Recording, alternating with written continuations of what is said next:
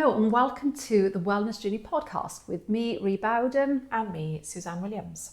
This season is all about new beginnings. Yes. And we have a very exciting episode today. So last week, Suzanne asked me a load of questions. Which was about fab. Really enjoyed that. My really life. enjoyed that. Yes, and so today it is Suzanne's turn. So I'm going to be asking you some questions, Suzanne, about a time, a new beginning or a change that happened in your life. So would you like to share, first of all, maybe experience that you had where the change brought about fear or there was some sort of resistance? Can you tell us? Yeah, there can be a change that you want. A change that you want and excites you, but also brings fear. And this often happens with clients and in life. In my life, definitely. There's something exciting comes up, but there's a part of you that says, oh my gosh, I'm scared. Now, one of my little stories is before COVID, about 2 months before COVID came, I was just teaching in-person classes because that's what everybody did. Nobody did other things then. And I had a strong feeling in my heart that I wanted to go online. I had it in a meditation, I had it in a dream, and I was like, oh, what's this all about? I can't do this. And it kept repeating. I felt it in my heart and I thought, I haven't got a clue how to do this. And why would I go online? This just doesn't seem to make sense. So drawing on this heart feeling, I contacted a friend who was very into all of this. She was like, we've got this. You've got this. Because I'd listened to my heart repeatedly and I'd kept tapping back in. We found an easy flow for this online thing. Okay. Fear was in the background all the time. Why am I doing this? What is happening? What if? But I kept tapping back in. My heart led the way. Started this online community, and about 4 or 5 weeks later, COVID came and I had to go completely online. Because I followed my heart, I was there. I was there ready for the people who needed me online. My heart knew more than I could possibly have fathomed. And when I was feeling all that fear, I trusted that there was something there behind it, why I was getting this nudge, this big nudge. So, and how do you trust then? How do you trust in your heart and how do you trust in your intuition? Because that's quite challenging, isn't it? It's very challenging, isn't it? Because your thinking mind, if we go to the example, is saying, I'm doing my thing, this is all flowing. Why would I change? Why do I need to change? But because I started my journey 20 odd years ago with a big illness that shook me up, that made me have to trust it because my thinking mind wasn't working. My thinking, planning, life planned mind wasn't vibing. It wasn't working. And the only thing that got me well and healthy and who I am now was my heart. So I trusted it then. So I've had many years of practice, but it's still hard. There's still a part of you that says, oh, but come on, I know how to plan this. What everybody else is doing is this. Surely they can't all be. But then your heart keeps repeating. There's a quote that says, your heart will keep whispering until it eventually screams. And I know now not to wait to the point where it screams. Mm-hmm. I know that it's telling me something that I need to hear. Yeah. And I trust that powerful feeling. Okay. Doesn't mean that fear won't still be there. Okay. Hugely. So I guess you're sort of reflecting on past experiences as well to build that trust with your heart that, oh, that happened and I listened to my heart and I listened to my intuition and it all worked out. Yes. And it was the right thing for me. Yes. So you almost know, there's a knowing then, isn't it? That I know this is the right thing because look at all the evidence I've got of when it all worked out and look at all the times, you know. When you can prove, when I had to trust the universe or myself as well, about 20 odd years ago when I had a huge sort of illness that came and changed everything, I had to trust because that's the only thing I had. I didn't have anything else. And I trusted it and it worked. And I trusted it again and it worked. And I trusted it and again it worked. And because it did such a good thing for me then, my heart, my soul, whatever you want to call it, I knew if it can do that, it can do anything. And the hundreds and thousands of people I've taught now, I've seen it. I'm like, see, it worked. And you gain like a power and a trust. You know that it will not lead you wrong. That's quite powerful to say. I know it will not lead me wrong, but it doesn't mean that my thinking mind fear won't come in and show me all the other things. So how do you cope with the fear then? If you've got this strong, knowing that this is what my heart desires, this is the path that I need to be going on, how do you sort of cope with the feelings of fear? Yes, and luckily there are lots of tools, and I definitely practice what I teach and I put them into place. Now there are lots, for me, is journaling. The fear comes up, this is not going to work out, or you are not capable of this, or this is something that's too big. I sit down when I've got time and space and I go, right, I'll write it out. What does this mean? And I'll flow with what my heart and my subconscious mind is telling me, and I listen and I bottom that out. Just like a way of releasing then. Yeah, and you feel, oh, actually I didn't realise I was scared of that. I didn't realise I had that limiting belief. And it comes out. Another brilliant way for me is talking to my inner child, because the younger version of you is often the one who's scared. We're going to dip deep into that too deeply here, but I look at the person within me that was scared at a point in time and I say, look, I know you're scared. I get that, and I'm hearing you, I'm understanding you, but I am a wise adult now. I know this can work, and I sort of become the parent. I think Dr. Nicola LaPerla says you reparent that inner child, and you talk to the fear side of you and you say, come on, we got this. What's the worst that can happen? And we change the perspective from what we are vibing with and what we're conversing with. Whereas thinking man will just say, don't do it. It didn't work out for Jane. It didn't work out for them. Who are you? What's going on? That's all fear, and it's nonsense. So, and then along with that, do you use then affirmations that are more, I guess, powerful or kind of? Yeah, I mean, affirmations are brilliant, but I do use them. But I would say affirmations need to be linked with this inner work as well.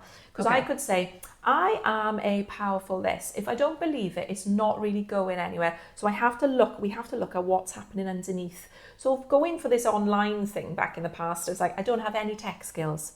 That's the truth. But could I learn them? Yeah. Am I as capable as someone else of learning them? Yeah. Will there maybe be support for me? Yeah. So let's take that step. Taking steps every day is a really good way of releasing fear, because you're not doing anything too big. Yeah, you're not doing anything too big. You're saying, well, today I'm taking this step. Tomorrow I'm taking this step. And then you start to release the resistance that you talked about last week, Rhian. You release this resistance. You release fear's grip. And a part of when I was ill many years ago, an autoimmune illness, some were saying this, my heart was saying that. I followed my heart and it worked. Even though other evidence was saying, oh no, you need to do that, Suzanne. I trusted me, and she came through. And I know that part of me will never let me down. The only part of me that will let me down is my thinking mind and fear. So I'm not going to give in to that. Doesn't mean you won't feel it quite deeply. Taking steps every day. Do something every day that your future self will thank you for. And that is so true. So true. And yeah. And with the fear as well, how do you change that fear into excitement? How do you be excited for that journey and that thing that you want and that goal that you want to achieve? How do you switch it? Yeah, I think being aware of fear, not running away from fear. I often will teach people that imagine you're sitting next to fear, and fear is your friend, and fear is tapping you on the shoulders saying, I just need you to listen. I need you to listen to the thing that's stopping you. So you sit with fear and you listen. You're scared of that. You feel imposter syndrome. You don't think you're capable. You're not good enough. And then you sit with it and then you say, I am the opposite of those things. I am capable. I have done hard things before and I'm really excited about this. And you start to see it. You see this thing happening. You see yourself doing this thing and you feel it. I was coaching someone the other day and I said, let's take away that fear now. Let's sit. Can you see this thing happening? And all of a sudden this person's body language changed. A smile was coming on her mouth as we started to visualize it. And she was like, oh gosh. And all the fear thoughts were going down and I heard this different person speaking. This person was going, oh my God, I'll feel this. Oh, I mean, thought, I'm really excited. Everything changes when you look at, what if it all works out? That's a good feeling. Yeah. Is visualization then a tool that you use for that? Yeah, meditation. Okay. I used it with a meditation with someone, and I use it with meditation for myself. But you don't have to meditate to visualize. But picture that person, draw it in a book, picture you being there, picture it as a video, picture it as on a cinema screen, draw it, people vision board it, and whatever way you have to override our natural tendency to see the worst. You know, humans are, programmed for that so that we don't die. So it keeps us safe. But if you can override it and picture it with, what if it all works out? Now, the illness I had 20 odd years ago, it worked out beyond the odds. It worked out. So surely everything else can work out. And all the other stages in my life when things have come up, new business, new podcast, new directions, it's worked out because I trusted this feeling of excitement and hope. Definitely the Pandora's box. I think I wrote that for my GCSE English. And I loved that bit at the end and then when all was going wrong, out came hope. And even as that 15-year-old girl, I didn't know what that meant, but there was part of me that knew that was going to be a big part of my journey. Hope.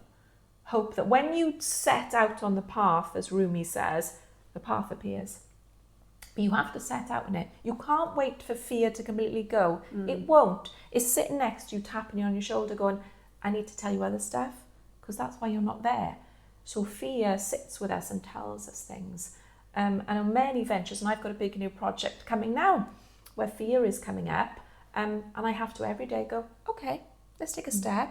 Let's see what's flowing, bit by bit by bit. If your heart says something, I very much doubt it's not telling the truth. I've never really known anybody where it isn't. The only thing that can block us is our thinking mind and our thoughts from previous experiences. Beliefs, stories, thoughts. Be present with them. See the mountain and then you can get over it. Acknowledge that the mountain is there. Acknowledge it. Say, it's there? Okay, what am I going to do? Can I do it? Yeah. Have I done stuff previously? Absolutely. Have I? Yes. Okay, prove it. Prove it time and time again. So again, searching for that sort of evidence of what have I done before. And because it's funny, that thing, when you're saying about our brain is obviously always searching for the negative, that we always seem to remember that rather than the positive things, rather than the things that we did do and our achievements. And, I love... I can't remember which podcast it was, but they were talking about having, a jar, and in that jar, writing all the amazing things that you've achieved, you know, so maybe every week, write a little piece of paper with, what you did, pop it in the jar, and then at the end of the year, going out and actually exploring that, because we very quickly forget our wins and the positive, don't we? And we keep with us. We keep with us the failures or the negatives or the... And that is good for us. It's a survival mechanism, isn't it? Yeah. It's not so good when we want to change things. It'll keep us safe from everything, but it doesn't mean we'll thrive. There's lots of paths we're on. I went on an infertility path as one part of my journey. Did I consciously want that journey? No, I did not. Did I have fear at every step of it? Yes, I did. But did I work through the fear? Yes. And did my heart lead me the right way? Yes, it did. The journey for me. That was the journey for me. And I trusted it every step, even when the evidence was against me. The statistics was against me. The vibe was against. My heart was like, no, we got this. We got this. We're going to do it. We're going to do it. Fear comes. Okay, what are you telling me? Right, let's move forward. So there are many journeys we can be on. Fear will come. It has to. It has to say, look, come on. You want to go there? You want that shiny new? You got that block. I'm coming here to tell you about that block. Don't be scared of me. I'll lead you. If I've given you something in your heart, I will see it through. I believe that in different ways, in general ways. But if there is a fire in your heart, I believe the universe will give you the result that is working and for you, for your highest good of all. Louise Hay says, and this is a lovely tool, and I use it, She says these words. If you haven't listened to Louise Hay, check her out. She's just a beautiful teacher. She says, I say this to myself when fear comes. All is well. Everything is working out for my highest good. Only good can come from this situation, and I am safe. When someone asked her about this and said, but what if it's not? What if you're not feeling safe? All is not well. It's not working out. She says, you keep repeating it and it will be. And I so believe that. There's you tapping into your soul. Your soul's like, come on, we got this. We've done stuff before. You know it worked out. And when it didn't I guide you the right way? We tap. That is my biggest superpower. If you said to me, what superhero would I be? I'd be Soul Girl or something, because my soul is my biggest tool. She defies all odds in my life and has done, and I'm very grateful for that. But that's why I trust her now. And I trusted her when I didn't trust her, when I was scared of the whole world. Something within her was like, come on, we got this. And your intuition is really powerful. Yeah. So based on what we've talked about today, would you like to share an intention for the week with our listeners, or maybe something to ponder on, reflect on? Yeah, I think a lovely affirmation is, I trust in myself. I trust in myself. Not what other people think and what your thinking mind and the stories. I trust in myself. That's a lovely one. I don't think there's anything more powerful than that on the journey. It certainly will help if you've got fear. Yeah, there, it makes you feel safe. Yeah. And maybe put your hands on your heart and your stomach when you say it, because that's a very safe position, neuroscientifically. I trust in myself. I'm safe. All is well. Lovely nurturing words as you take steps. Yeah, no, that's beautiful. Thank you. Thank you for sharing your stories with us today and your wisdom, Suzanne. Thank you. I hope you've all enjoyed listening to us today. So please subscribe to our channel, like us, share us, tag us in your stories. Yes, tell everybody about us, because we want to hear from you. So please message us about your takeaways, or maybe just share your stories with us. Absolutely, we'd love that. Yeah, we'd love to hear them. So fabulous. Thank you so much for listening today. Thank you. And send in love as always, and remember that you are awesome. Always. Always. Always. Send in love. Send in love.